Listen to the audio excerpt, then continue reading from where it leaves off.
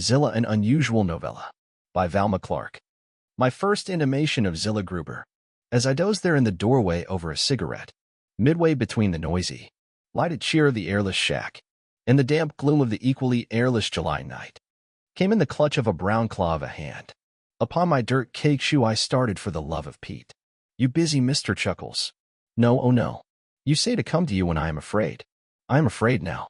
She had Slee D upon me out of the darkness, and she crouched there clinging to my shoe. Her ridiculous version of my nickname.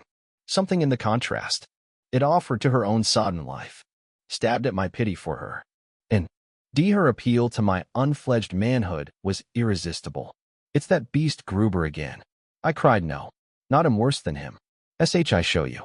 She stretched her body, which in its miserable clothes had always looked, to me, more like a lean and spiritless bag of old rags than anything human, to peer cautiously into the shack, where the men of our road gang were playing poker. Her dark face was sallow with her fear. Now, she extended a hand into the patch of yellow light from the door, revealed to me a twist of gay pink wrapping paper. See? Slowly she unfolded the paper. I bent over it. She exerted the witch's power of mesmerism over me. I laughed aloud in my relief. I don't know what I had expected her to conjure up. Some evil poison, perhaps, or one of her fearful gypsy charms. It was only a silver crescent, a single ear, ring of curious design, and of quite barbaric size. It came today. I have got it out of the mail in the village. It's from Tony. Tony's found me. Tony Zach. My husband, but Gruber. I didn't know why. Oh, you'd been married before. Tony is my husband, Joe Gruber. I've run away with him from Tony 7 years ago. Oh, I murmured inadequately. Tony searched for me 7 years he search. He never give up, I know so. Meddy's sure he finds me now. Zillah's hand closed tight over the silver crescent, as though the sight of it were too terrifying for her to bear. It comes down in the family, she continued. The Zacks, they give it to you when they marry you, and it means you are a good wife. True wife. He's a gypsy too, I said, for want of anything else to say. As gypsy as the ribs of God, she answered proudly. He keeps the other earring.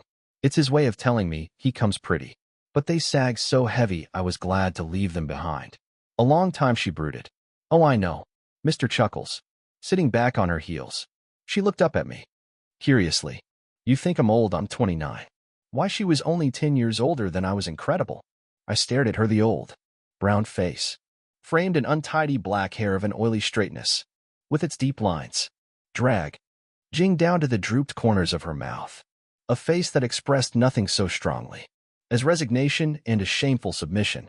An old woman at 29, and yet an odd glitter in her black eyes. Almost a wildness which I noticed before challenged me at that moment. But why? A dozen questions came crowding to my lips. Why had she left her Tony in the first place? And why, by all things holy, had she I'd by Gruber if she was not bound to him? I could only sit and frown over her. I had no precedent in all the range of my experience by which I could understand the terrible thraldom of a Zillah Gruber. I thought of the college girls leading us fellows a merry chase, and of my mother, whose word was law over and above Dad's in our house. My gosh, you were afraid of him too. Your husband? I tried, yes. He LDF kill me sometime, just as you're afraid of Gruber. No, I hate him.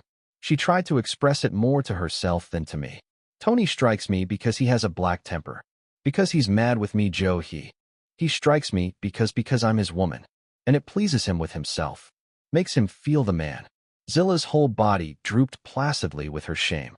But Zillah, if it's a warning, why don't you clear UT and leave him both flat? No use. Tony follows always. Tony knows I belong to him.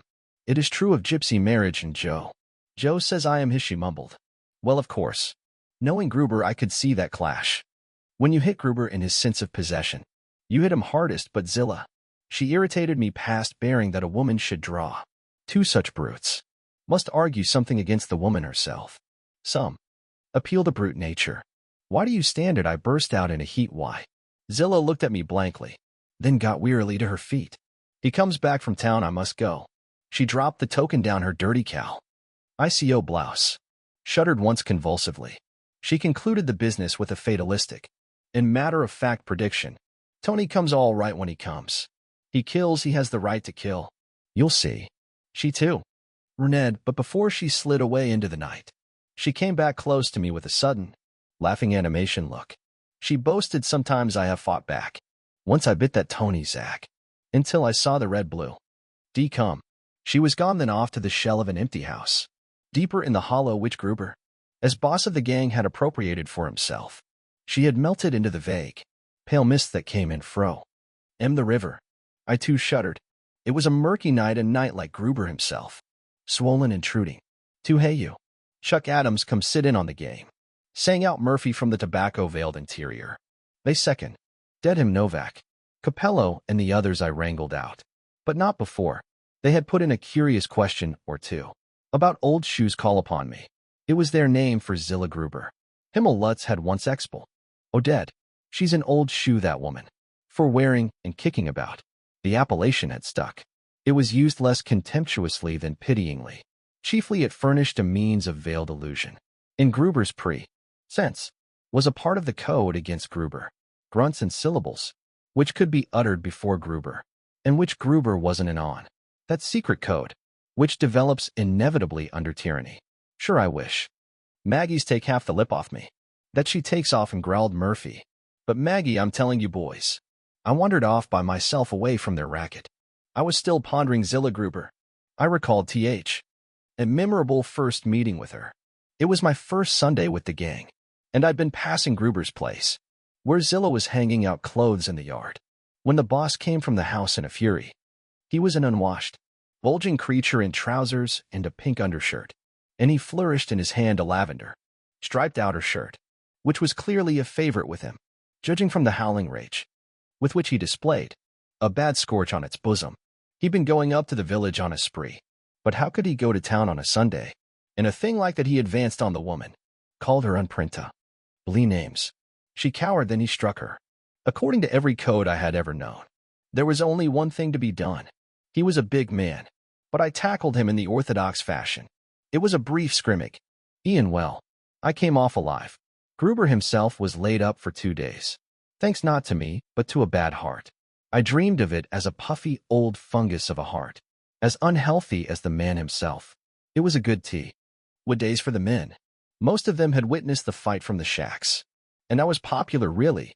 My row with Gruber was the thing that established me with the gang, and mighty lucky for me, considering my position as rank outsider.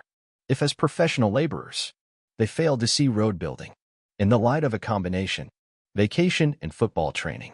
At least they accepted me. They even listened to me with respect, not due to my years. When I explained to them how I had done scrub last year, but this year hoped to make the team, and they left me in peace. When they grasped the fact that the math I was boning over was the only thing that stood between me and my coveted team. But to get back, I was now one with them, leagued with them against the boss, to grumble against him when he wasn't listening, to loaf on him when he wasn't looking, to put any little safe thing over on him, on every occasion, but to break against him openly in a big way never. Their sympathy was all with me. Nevertheless, they predict Ted there would be the devil to pay. When old Gruber found his feet again, nothing came of it. Why Gruber didn't fire me, I can't say, beyond the fact I had got onto the gang through a certain drag with He's superintendent. Not that Gruber conciliated me at all. On the contrary, he now seemed to take a special delight in bullying Zillah in my presence. In me, Gruber had found someone to show. I became his audience. Saw that enormous egotism of his at its thickest. As for Zillah, she approached me where I was nursing a bad eye. On the peaceful Sunday afternoon of the rumpus you heard, she insisted upon bath, and bandaging the eye with a dirty strip of cloth. She knew what to do for black eyes. She was used to them. He's hurt too. I asked here in the heart. It's why he's boss. He can't stand the digging. But he's hurt most in his big feeling of himself. You should not do it. You won't do it again. You promise it's worse. He makes it up on me. That was the first time I posed my question. But why do you stand it? Why? He's no right to treat you. So let me report him to the company, to the town authorities. No. I flung into my arrangement of him all the impatient, hot rebellion of my youth. She opposed to me the passiveness of a servile womanhood, ages old in its habit of acceptance. There was no stirring her. In the end, she had my promise not to interfere again. She agreed to come to me in times of stress. She humored me to that extent. But I had established myself on a basis of confidential friendship with Zillah. And more as the days went by, I became her outlet. Yet mulling over the enigma of Zillah Gruber there, reviewing my knowledge of her from the beginning, I was shocked less by these definite, brutal clashes of her life than by the drab setting of it, a drabness that spread and penetrated, like the dampness of the July night, a drabness with which that later drama, which was tied absurdly to the crescent earring, was soaked through and through. That people could live like the Grebbers was a réveillon to me, as much a revelation as the dark age slavery of Zillah herself. They're in an abandoned frame house. They squatted. It was a house of wrecked windows, sad peeling, with a bare dirt yard about it, where chickens must once have scratched, but where no life existed now. Not even chickens, you would have said. It would be hard to find such a barren spot in this luxurious region of fruit and wheat and growing green things. Indeed it was, as though the barren spot had prepared itself on purpose, and it stood waiting for this sudden, hopeless couple to come to it. Beyond and above were the shacks and the torn-up road. All day long when the wind was that way, and it seemed always to be that way, the Groover place was swept by the yellow sand of the road, until there was a thick yellow coating over every ing, like the coating of white lime that chalked the country about a lime kiln. The very blades of grass, what few there were, hung heavy under their yellow dusting. It was a veritable desert oasis in a GRE country. There were no flowers, only the faded dust, dimmed colors of sad clothes flapping on a line. It was tenement stuff against a farm background, as though the home touch which some women can bring, even to a forlorn spot, were reversed in Zillah's case, and she could bring only the tenement touch. That was odd too. Priscilla had lived the life of the open roads, away from cities, but gypsy life, I've noticed, is not what it's cracked up to be. Your gypsy camp is apt to be a nasty litter, a human mess with the sordidness of it, accentuated by its ideal setting. The house was of course unfurnished. The kitchen held the only furniture, a rusted stove, a table, a few chairs, some broken dishes, and a stew pan or two mended by Zillah. It was there Zillah presided, not too cleanly cooked for. Gruber stared out of the broken window. The roof leaked badly, and in rainy weather, Gruber sat within and cursed, while Zillah patiently set cans to catch the water. When it became too bad, he ensconced himself under a big, yellow W umbrella, with an advertisement printed across it, and from there, taunted Zillah and swore at her in comfort, but in fair weather in his off hours. Zillah was relieved of his presence. Gruber installed himself on the naked front porch, where with his chair tilted against the wall, he held court. Usually he had a flask candy, so he achieved his audience. He boasted the men listened. He was, after all, their boss. As if Zillah showed herself, he liked nothing better than to abuse her. Before his men, the men did not ever interfere. Their chivalry did not extend that far. Zillah was, you see, Gruber's woman. If another on, he had stepped in between the man and the woman, I have no doubt they would have cast their vote with her to a man. As for starting anything themselves, it was beyond their creed. They made up to her by sting her a decent howdy sister when they passed her kitchen, and in their tone was a tacit recognition of the fact that she was with them against Gruber. I recall one such episode. The usual crowd loon get on the steps, and Gruber himself, as usual, was going good when Zillah came out to the pump. Now I think I have not spoken of Zillah's peculiar walk, but I shall have occasion to mention that again. She Ovid with a long, masculine stride which had somehow a little lilt to it, a half-skipping ecstasy, a gait ridiculous in such a miserable little figure, like hitching a light spring wagon onto an old used nag. Pathetic too, for you knew instinctively that it was something copied, that the woman herself had never known. The freedom which that gait expressed. She came with that peculiar swinging, tilting walk, and Gruber broke off a tale of himself to attack her. Hangs to you like a lockstep. Can't you shake it off? Then I'll shake it off for you. Walk, damn you, walk. Zillah curved her stride, spilling water from the pail. It was too much for me. I broke from Gruber's circle, reached Zillah, took the pail from her. Gruber's chuckle followed us to the kitchen. My rage against him, against her for enduring it, gushed Out over Zillah. She stilled me with a piece of coarse yellow cake. It required all of my concentration to remove. From the cake, the red ants, to which Zillah herself seemed indifferent. 3 Zillah was always eating me things which choked me.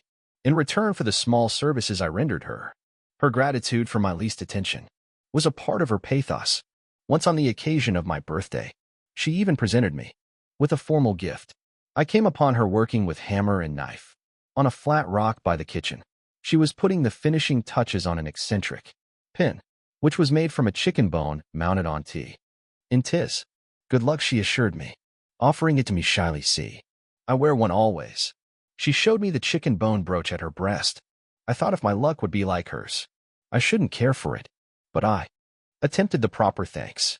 Zillah was modest, it was nothing. The dad had been a tinker, and she'd learned from him. We spent some decent evenings together, Zillah and I, during Gruber's frequent absences. In the village, hunched up on the kitchen doorstep, I strummed tunes on my ukulele for Zillah, and sometimes surprised her in a little lift of spirit, of something, to match that glitter I had seen in her black eyes. It was fun, too, to see her pleasure over the trifles, which I picked up for her in the village dry goods store. I remember one of those evenings when Gruber intruded. I had brought Zillah from T. Greek shop a box of chocolates deluxe, tied up with a lurid yellow satin ribbon. She had pounced upon the gaudy ribbon with delight. There in my presence before Gruber's shaving mirror had unpinned her black hair, and achieved a fearful headdress, curly cues and spit curls and writhing, thin loops of braid with the yellow ribbon threaded in. It was like nothing I had ever seen in civilization. But it seemed to please her. My fingers caught up the chords of a gay-collared song, and I sang the words, "Oh, the bold dandelion, oh, the brave dandelion." Zillah's toes in their old, cracked shoes caught up the tune, and snapping her fingers, she took a few dance steps, as though to the click of castanets. She was no longer the cowed, spent creature. Her face beneath the yellow ribbon was still sallow old, but I'd never seen such a snapping, brittle fire in it. Now she broke off, laughing to cram a whole chocolate into her mouth, and she was chewing it luxuriously, like a large cut of tobacco. When Gruber walked into the kitchen, the effect upon Zillah was as though a heavy, wet blanket had been pressed over the flame of her. She simply fizzled out, died. Gruber tweaked at the yellow ribbon in her hair with his thick finger. Failing to elicit any resistance from her, he jerked at a lock of the hair itself. Apparently Zillah had not even the life to remove herself from his path. Now as I fell upon the candy box on the tab, Grover laughed. It pleased him, enhanced his own feeling of power, that others should pay tribute to the woman whom it was his privilege to mistreat. He lunged for the box, balanced it in his hand, and Hin, deliberately still chuckling, poured out the chocolates onto the filthy floor. In that moment, I could have murdered him cold. I could have strangled Zillah for her listlessness. Under his insults, I OD panting, my fists tight with my desire. Zillah from the floor, where she was already patiently picking up the chocolates, shook her head at me. "Get out, please," she murmured. When I rebelled, she rose, said me firmly out of the door, and shut it in my face. She simply sent me home like a small boy. The little gallantries which others showed to Zillah tickled rubber, but let anyone other than himself arch her. That was a different story. I had seen them walking down the village street together, Zillah, sharp and little and brown, a kind of scarecrow figure, with that absurd gait of hers, which amounted almost to a deformity, inevitably drew titterings in the jibes of certain bolder small boys. But Gruber turned on the offenders. With a snarl and a growl, chest swollen, he stalked along by the woman guard. Her. The snickers might have been directed at him personally. Zillah's reaction was odd, for she shrank not from their mockery, but from Gruber himself. She moved along at his side, her head lowered, humiliated to the dust. Gruber's cruelty to her she could stand, but his protection of her she could not endure. It was somehow the climax of her submission to him, the fine feathers of her shame. She objected, not to his abuse, but to his exclusive privilege of abuse. Come to think of it, Gruber's championing of Zillah was, in a way, the final measure of his bullying male egotism. The egotism of a man who is proud of his wife's beauty is one thing, but the egotism of a man who is proud of a poor specimen of a woman just because she belongs to him is a bit thicker, as though Gruber's mere ownership of a thing were sufficient guarantee of it, as though the very socks he wore became royal wool for being against his shins. Not that Zillah was subtle, but in her heart she felt this. She felt it very clearly, I knew, from a remark she once made to me about Gruber's maimed left-hand Duval. She said that Gruber, his hand of his with the finger gone, it's still better than the hands of other people, only because it's high. S hand. All these old fragments and snatches of Zillah had pieced together into a clear picture of her.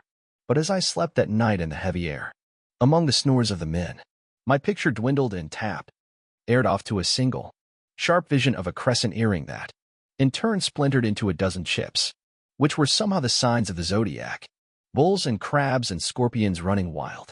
Now a man with black mustaches flourishing, a knife curved like a new moon. I awoke shuddering with the sense of impending disaster. For he would kill her for her faithlessness when he came, Zillah had stated, but it was absurd. I argued killing wasn't so easy. Besides, the importance Zillah attached to a mere trifling earring was ridiculous to Zillah, however. It was not absurd, she was in dead earnest. She lived with her fate, wore the symbol of it, a scratch of pink paper against her shriveled breast, and wore the look of it in her black eyes. Not for an instant in the 2 weeks that elapsed before that amazing climax of Zillah's life was I allowed to forget it. On the last Saturday evening which I spent with Zillah, I went down into the hollow to find her, bent over a pack of greasy cards. She was hunched up at one end of the table, from which the dirty dishes had been shoved back, and by the light of a vilely smoking kerosene lamp, she was spreading out the cards fan-wise before her, and muttering something like an incantation. "Phew," I gasped, turning down the wick of the lamp, and throwing wide the door. "A little air in here, he's gone. He goes soon, but you stay anyhow," Zillah answered, scarcely looking up.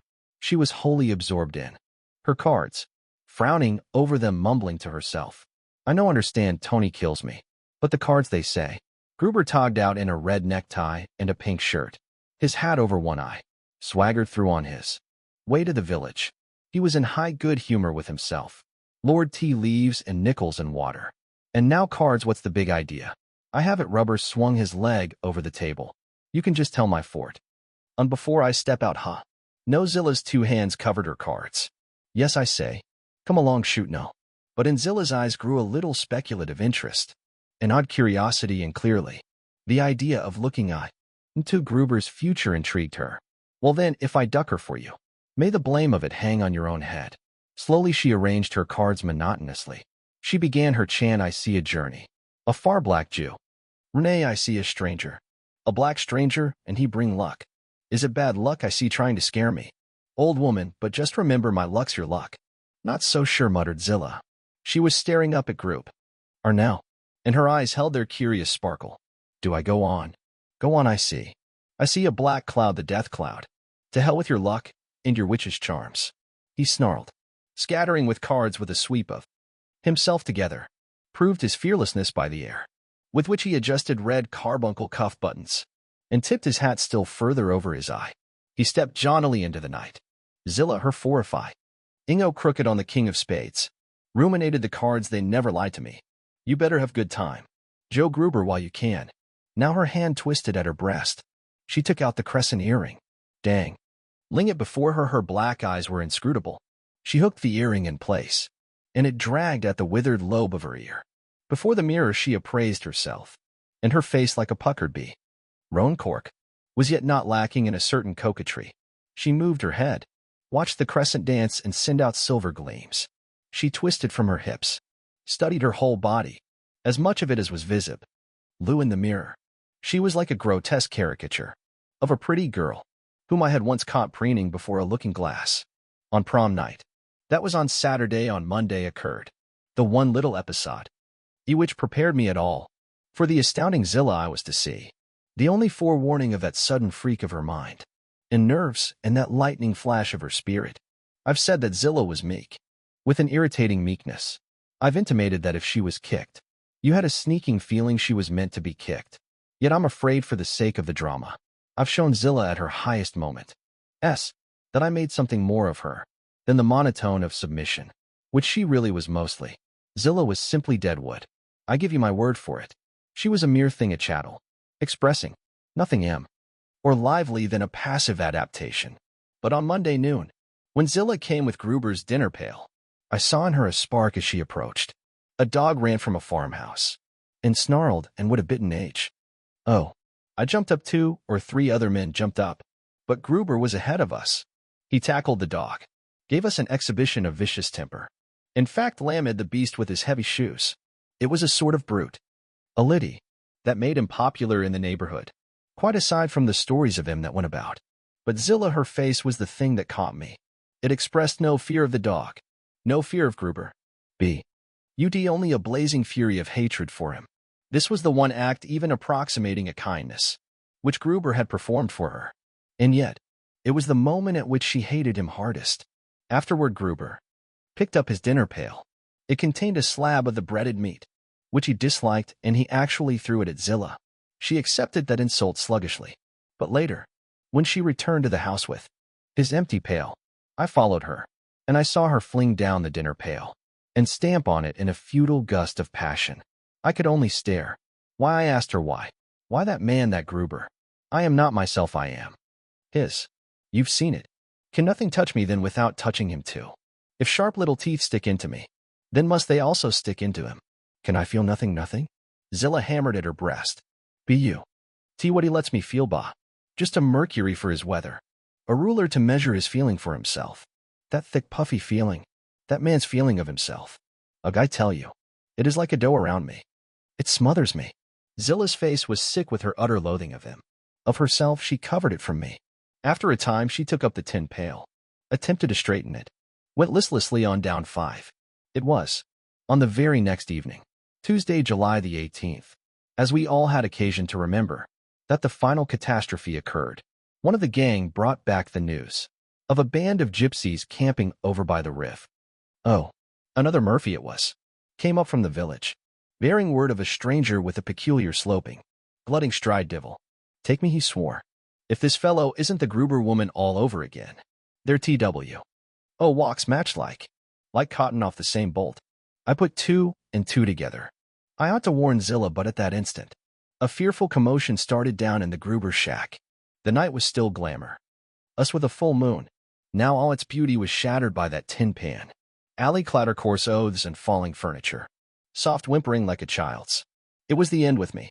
I'd do more than whisper a wah. Running to Zillah, I'd bust in and shout a challenge to Gruber. If it was my last act on earth, I'd have that beast in jail for wife beating. I swore it. I started down on the run. At the very doorstep I ran, head on into the stranger. He stared at me full for a second, and I had an impression of a swarthy, handsome boldness and contempt. Then he pushed me aside with a sharp, "My business you keep out and ent." Red.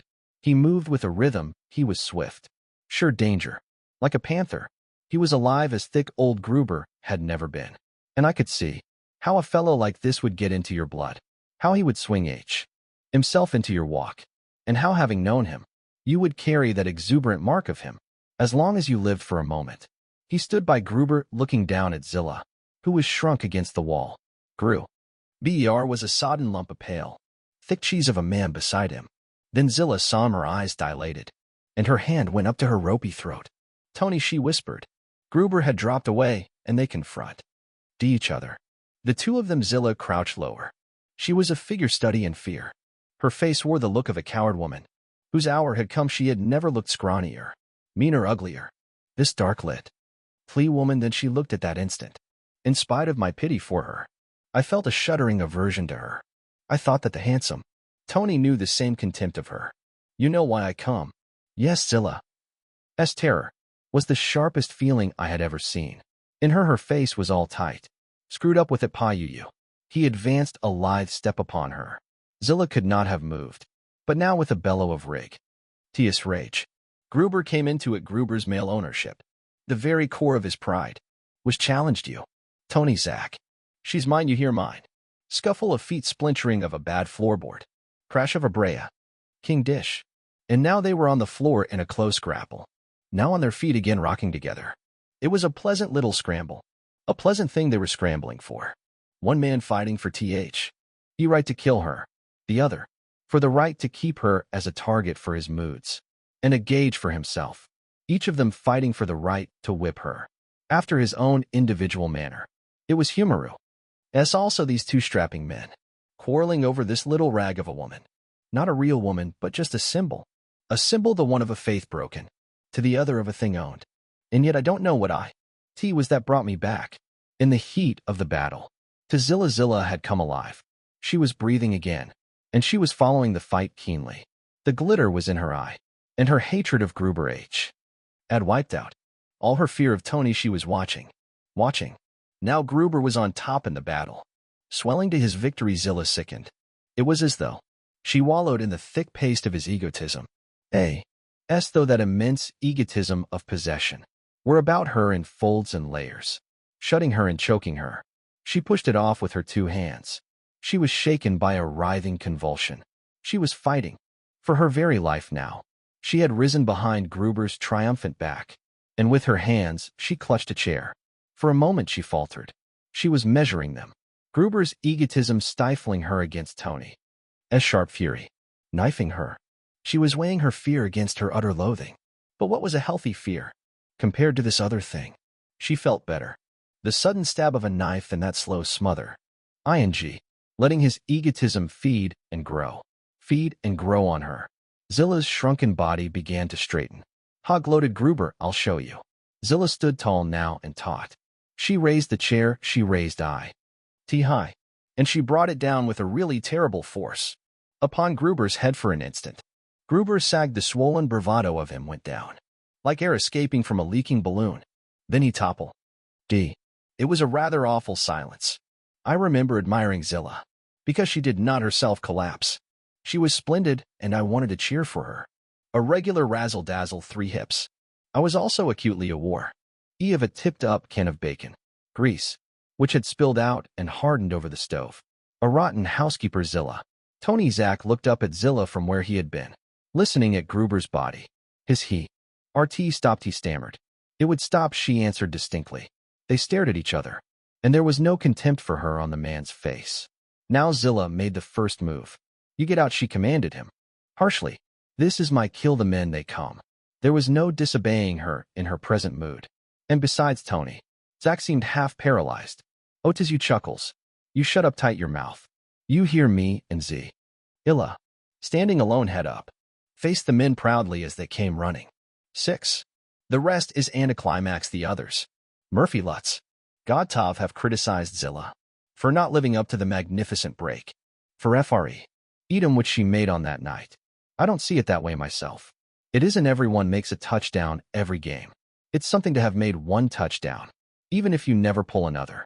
However, as luck had it, the village happened to be the county seat, and the trial was scheduled quickly, so that August saw the whole business through. Naturally, in that neighborhood, popular feeling ran with Zillah. A matter of self-defense, combined with the accident of his weak heart. It was easy enough to establish his abuse of Zillah. Every mother's son of us. We testified as to Gruber's brutal treatment of her. Moreover, Zillah herself had come off from that last encounter with him, bearing the marks of a bad thrashing. Now, after Zillah's release, came a brief period of a strange blossoming. I've heard of people who to be loved for themselves alone, but Zillah, having given up all hope of love from the world, asked only to be despised for herself alone. She flaunted that odd gait of hers down the street. She seemed to invite the laughter of the village folk, and to thrive on the occasional snicker of a small boy that trailed her. It was as though through these harsh contacts, she gained a heady sense of her own Edom. At this time, she was living alone back in the old Gruber house, and she was something of a camp charge. But our responsibility toward her was of short duration. The sequel was, I suppose, inevitable. Indeed, yet I was totally unprepared for it. I had seen Tony Zach several times, once or twice at the trial, and I knew that the gypsies were still hanging about. Tony did not come again to the Gruber place. He hated and shunned the haunt of the Gorgio. The non-gypsy Zillah informed me. Zillah had visited several times at the gypsy camp, but that seemed to me natural. No, I had no warning, beyond a certain new and puzzling remoteness in Zillah herself. Why she did not tell me, I can't say, unless she was ashamed of her weakness. On a morning of orange sunrise in mid-September, our early breakfast was interrupted by a procession of 3 canvas-topped vans which invaded our unfinished road. "Hey," shouted Murphy. "You can't go no further there. Road's closed." We loafed out of the mess hall. A woman had climbed down from the front van, which was painted a lurid yellow, and was calmly removing the wooden horses that barred the way. "Hey there," bellowed Murphy again. "You can't, my God. It's that Gruber woman, that old shoe," exploded. "Let's off again with her gypsy first love." "Zillah," I called. "Oh, Zillah." She turned. She paused uncertainly. But Tony Zach, from his seat on the wagon, jerked his head in peremptory command to her, and she crawled back to her perch beside him. The procession lurched on, took the first fork away from the forbidden road, up over the hill, so Zillah passed beside Tony, the silver crescents dangling at her ears. She smiled back, but she did not even wave to me. Perhaps Tony, with his hatred of the Gorgio, had forbidden it. "Can you beat it?" wondered Murphy out of the frying pan into the fire. "Sure, I trust Joe Gruber himself. BF. Or that gypsy dibble." The air was cool and pungent, with the smell of goldenrod and blue asters. I thought irrelevantly of a thick, damp night in July. For an instant before it dropped out of sight, the low van was silhouetted against a bloody gash from the rising sun, like a clean, sharp wound. End of section 9.